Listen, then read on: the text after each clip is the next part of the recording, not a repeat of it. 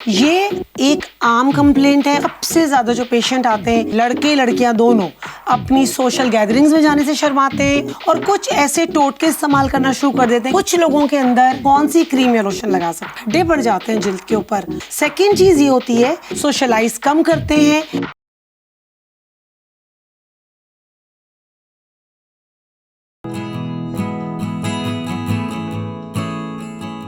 जी अस्सलाम वालेकुम उस्सामा, आप बताइए आज कैसे आ जाओ ओपीडी? मैम ये मेरे स्किन पे जो है ना, देखिए एक्नी बहुत ज़्यादा और ये दाने ये जो काफ़ी टाइम से हर रोज़ निकलते ही रहते हैं। कभी फिर ये सही हो जाते हैं, लेकिन फिर थोड़े दिनों बाद दोबारा एक्नी हो जाती है। ठीक है, मुझे ये बताइए, आप इन दानों को अपने नाखूनों से नोचते भी हैं, तोड़ते भी हैं, निकालते भी हैं? जी जी, वो मैं निकालता वो करते हैं रेगुलर बेसिस पे। ठीक है, साबुन या फेस वॉश कौन सा इस्तेमाल करते हैं घर में? जो भी मिल जाए, जो भी मिल जाए, जो भी मिल जाए कर लेते हैं। इसके अलावा चेहरे पे कोई क्रीम, कोई लोशन भी लगाते हैं? हाँ, नॉर्मली क्रीम वगैरह। सो आज आपने देखा उसामा ने हमें अपनी प्रॉब्लम बताई कि उनको एक्नी की प्रॉब्लम है। ये एक आम कंप्लेंट है। ओपीडी में सबसे ज़्यादा जो पेशेंट आते हैं इस एज के, यंग एज के, लड़के लड़कियां दोनों, वो एक्नी की प्रॉब्लम लेकर आते हैं। और एक्नी सिर्फ पेशेंट को इस जिल्द को नहीं अफेक्ट करती, उसकी साइकोलॉजी को अफेक्ट करती है। और मैंने यहाँ तक देखा है कि जिन लड़के लड़कियों के फेस पर एक्नी होती है, वो अपनी सोशल गैदरिंग्स में जाने से शर्माते हैं। उनको लगता है हर कोई उनकी एक्नी को देख रहा है और वो परेशान होते हैं कि हमारे चेहरे को हर कोई देख रहा है शायद। सेकेंड चीज़ ये होती है कि वो इतने कॉन्शियस होते हैं कि हमने ये देखा है घर में बंद कर लेते हैं, सोशलाइज कम करते हैं और कुछ ऐसे टोटके इस्तेमाल करना शुरू कर देते हैं। किसी ने कह दिया कुछ लगा लो चेहरे पे, किसी ने कह दिया कुछ लगा लो। जैसे उसामा ने हमें बताया कि वो उन दानों को नोचना शुरू कर देते हैं कि शायद वो उनसे निजात पा लें, उनके दाने हट जाएं चेहरे के। पहले तो ये जानना ज़रूरी है कि एक्नी होती क्यों है।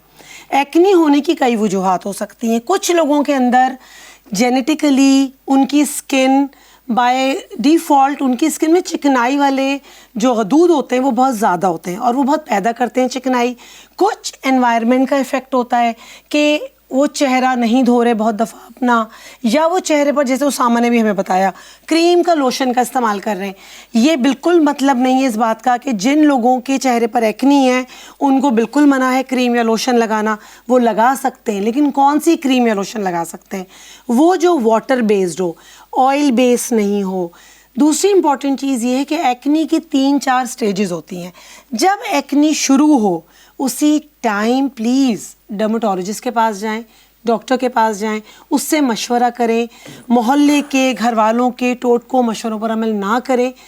एक चीज़ मैं हमेशा कहती हूँ, एक्नी ट्रीट करना बहुत आसान है, लेकिन एक्नी के बाद जो एक्नी के खड्डे पड़ जाते हैं जिल्द के ऊपर, उनको दूर करना बहुत मुश्किल है।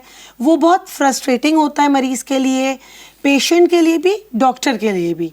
टाइम कंज्यूमिंग होता है और महंगा इलाज भी बहुत होता है। और कभी भी जिल्द उस असली शक्ल में बहुत मुश्किल से वापस आती है जो एक्नी से पहले थी। जी उसामा, तो आपको समझ में आया आज मैंने आपको बताया? जी बिल्कुल। आपकी एक्नी का डायरेक्ट ताल्लुक है आपके सर की डैंड्रफ से। जब आप अपने सर की डैंड्रफ का ख्याल करेंगे, खुश्की को दूर करेंगे, आपकी एक्नी दूर होगी। नाखून हमारे लिए सख्त दुश्मन होते हैं हमारी एक्नी के लिए, इसका इस्तेमाल नहीं करें आप बिल्कुल भी। और जो मैंने आपको चीज़ें समझाई हैं आप उन पर अमल करें तो इंशाल्लाह आपको अपनी एक्नी से निजात मिलेगी, ताकि आपको मज़ीद आगे जाके खड्डों की प्रॉब्लम से दो चार ना होना पड़े। सो नाज़रीन, आज आपने देखा हमारा यंग पेशेंट यहाँ आया जिसको हमने एक्नी के बारे में कुछ इन्फॉर्मेशन दी, कुछ उसको हमने टिप्स दी और उसको बताया कि किस तरह उसको चाहिए कि वो हेल्प सीख करे अपनी एक्नी के ट्रीटमेंट के लिए। नेक्स्ट टाइम इंशाल्लाह किसी और प्रॉब्लम के साथ आपके पास दोबारा हाजिर होंगे। फिल वक्त अल्लाह हाफ़िज़।